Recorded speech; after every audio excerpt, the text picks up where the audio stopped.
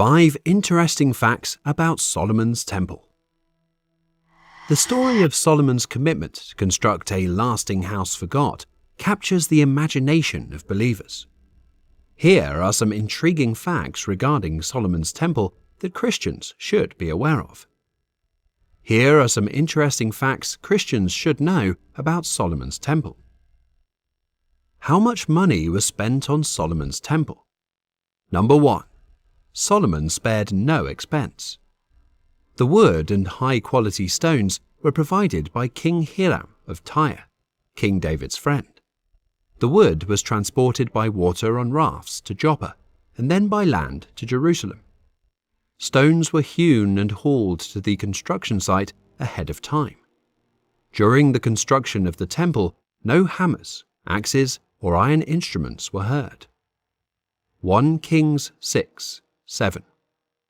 In building the temple, only blocks dressed at the quarry were used, and no hammer, chisel, or any other iron tool was heard at the temple site while it was being built. Using standard cubits, the foundation of the temple was 60 cubits long and 20 cubits wide, and 30 cubits high. The porch at the front was 20 cubits long across the width of the building, and 20 cubits high, and it projected 10 cubits from the front of the temple. This has been translated into feet. The temple is 2,700 square feet, a porch or vestibule, 15 feet deep and 30 feet wide. The holy place, 60 feet long and 30 feet wide.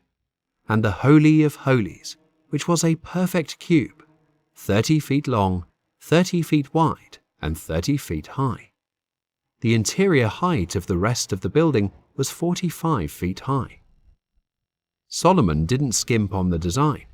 The temple was embellished with beautiful stones and gold from Arabia's Parvaim. 2 Chronicles 3:4-10.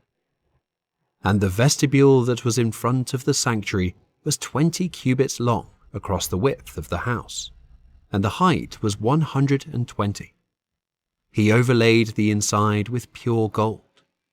The larger room he panelled with cypress, which he overlaid with fine gold, and he carved palm trees and chainwork on it. And he decorated the house with precious stones for beauty, and the gold was gold from Parvaim. He also overlaid the house, the beams and doorposts, its walls and doors with gold. And he carved cherubim on the walls. And he made the most holy place. Its length was according to the width of the house, 20 cubits, and its width 20 cubits. He overlaid it with 600 talents of fine gold. The weight of the nails was 50 shekels of gold. And he overlaid the upper area with gold. In the most holy place he made 2 cherubim, fashioned by carving, and overlaid them with gold. According to some research, the cost of constructing the temple now is projected to be between $3 and $6 billion. Because the debt was so massive, Solomon had to repay King Hiram by handing him 20 towns in Galilee. Solomon enlisted the help of thousands of sojourner laborers from all around Israel, as well as 3,300 foremen to oversee the building. 1 Kings 5:13-18, New King James Version. Then King Solomon raised up a labor force out of all Israel, and the labor force was 30,000 men. And he sent them to Lebanon, 10,000 a month in shifts. They were 1 month in Lebanon and 2 months at home. Adoniram was in charge of the labor force. Solomon had 70,000 who carried burdens, and 80,000 who quarried stone in the mountains, besides 3,300 from the chiefs of Solomon's deputies, who supervised the people who labored in the work.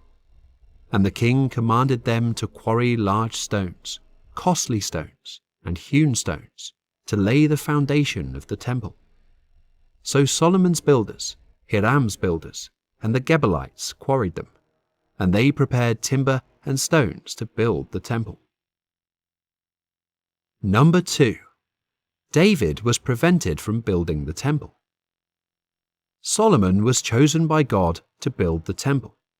Solomon's father, King David, dwelt in the royal palace, but he was concerned that God's priests would still have to serve in the 400-year-old portable tabernacle from the wilderness wanderings. David desired to construct a permanent dwelling for God, as well as a resting place for the Ark of the Covenant.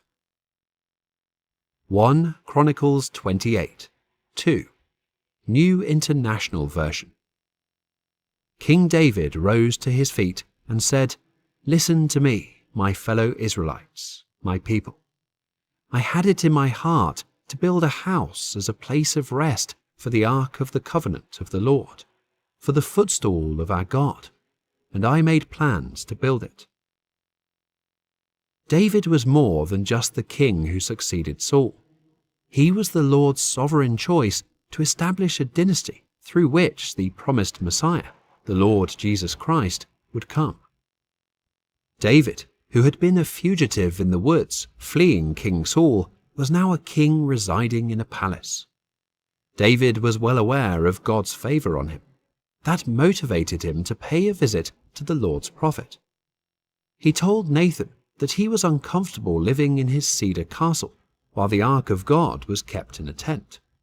Nathan encouraged David to do anything he wanted, since he sensed the king's zeal for God and knew God was with him. But the Lord had different ideas. That night, God spoke to Nathan about David. When it came to building a temple, God basically said, "Thanks, but no thanks." God had never demanded a dwelling from the Israelites from the time of the Exodus until the reign of David, so David had no need to feel sorry for God. Instead, God reminded David that he had raised this shepherd boy from humble beginnings and made him king, just as he had raised Israel from slavery and planted them in their land. God, far from being in need of sustenance, had always been the provider, and have done ever since the time I appointed leaders over my people Israel. I will also give you rest from all your enemies. The Lord declares to you that the Lord himself will establish a house for you. When your days are over and you rest with your ancestors, I will raise up your offspring to succeed you, your own flesh and blood, and I will establish his kingdom. He is the one who will build a house for my name, and I will establish the throne of his kingdom forever. I will be his father, and he will be my son. When he does wrong, I will punish him with a rod wielded by men, with floggings inflicted by human hands. 15. But my love will never be taken away from him, as I took it away from Saul, whom I removed from before you. Your house and your kingdom will endure forever before me. Your throne will be established forever. 2 Samuel 7, 11-16. Don't miss the shock value of this statement. The Lord himself will make a house for you. God was engaging in wordplay. Instead of David building God a house, that is, constructing a temple for him, God would build David a house. That is, he would raise up a kingly dynasty for him. God promised that he would create David's descendants' kingdom. It was this king who would build a house, a temple, for the name of the Lord. God would be his father, and the king would be his son. God would reprimand him if he rebelled, but his loyal love would never leave him. As a result, David's house, kingdom, and throne would be established for all time. Clearly, David's son Solomon would be the immediate fulfillment of these prophecies. God would definitely build his empire, ushering in the golden age of Israel. The temple would be built by Solomon, and if Solomon or any later monarch sinned, God's discipline would be removed. Jesus, in his humanity, is a descendant of David and heir to the throne. When Nathan conveyed all of this to David, the king was overwhelmed. He answered with a prayer of honor and humble worship, acknowledging his unworthiness. He asked God, "Who am I, that you have brought me this far?" David was a strong military king who united the Israelite tribes, conquered Jerusalem, and selected Mount Moriah as the location for a future temple. The honor and responsibility of building the temple would go to his son Solomon, whose name means peace. Number 3. The temple was Solomon's crowning achievement. The temple was not only intended to be a site of sacrifice, but also to inspire Israel to reject the idols of surrounding nations and Canaanite bad practices. King Solomon had the means to construct. He inherited his father's kingdom and immense wealth, but he also amassed a substantial personal fortune. Solomon was known as an ambitious public works builder, and his crowning achievement was the construction of the temple. Mount Moriah was the location where God appeared to David. Genesis 22, 1-2. Sometime later, God tested Abraham. He said to him, "Abraham." "Here I am," he replied. Then God said, "Take your son, your only son whom you love, Isaac, and go to the region of Moriah. Sacrifice him there as a burnt offering on a mountain I will show you." Construction on the temple began after David's death. If Solomon reigned from 970 to 930 BC, the temple construction began in 966 BC. Accounts of the building are given in 1 Kings 5-8 and 2 Chronicles 2-4. A summary in 1 Kings 6 conveys the measurements: windows high up in the temple walls, side rooms, quarried stones, stairway to merge 3 levels, wood panels and flooring, elaborate carvings, gold overlay in the whole interior, and on the altar in the inner sanctuary, cherubim constructed from olive wood and overlaid with gold, and olive wood and juniper doors. Number 4. A huge celebration. At its completion, Solomon declared a huge inauguration celebration to dedicate the building in 953 BC. A sermon and a dedication offering of 22,000 oxen and 120,000 lambs were part of the ceremony. Then Solomon declared a 14-day feast. His dedication prayer was a mix of praise, exaltation of God, and encouragement to the people. Solomon thanked God for his faithfulness to his covenant people. He gave the people hope for the future by promising them that God would hear them from the temple. It would be a haven for them, as well as a place for people from other countries to pray. 2 Chronicles 7, 1-6. When Solomon finished praying, fire came down from heaven and consumed the burnt offering and the sacrifices, and the glory of the Lord filled the temple.